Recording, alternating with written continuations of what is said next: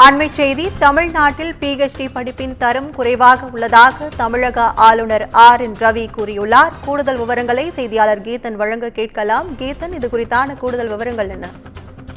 வணக்கம். இன்று சென்னை ஆளுநர் மாளிகையில் தேசிய தரவரிசை பட்டியலில் முன்னிலை இடம் பிடித்த தமிழக உயர்கல்வி நிறுவனங்களுக்கு கௌரவிக்கும் நிகழ்ச்சி நடைபெற்றது.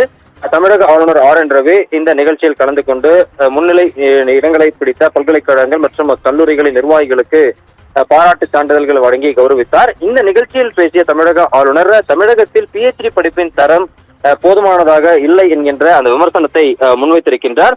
குறிப்பாக தமிழகம் உயர்கல்வியில் தேசிய அளவில் சிறந்து விளங்கினாலும் PhD படிப்பின் அந்த தரம் என்பது குறைந்திருப்பதாக அவரது பேச்சில் சுட்டிக்காட்டி இருக்கின்றார்.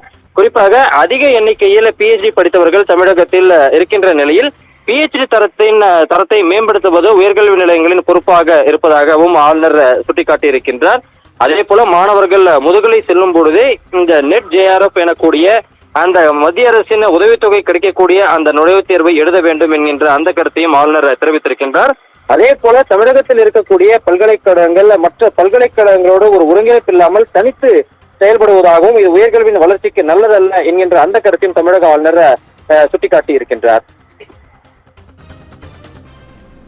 உங்கள் விவரங்களுக்கு நன்றி கீதன்.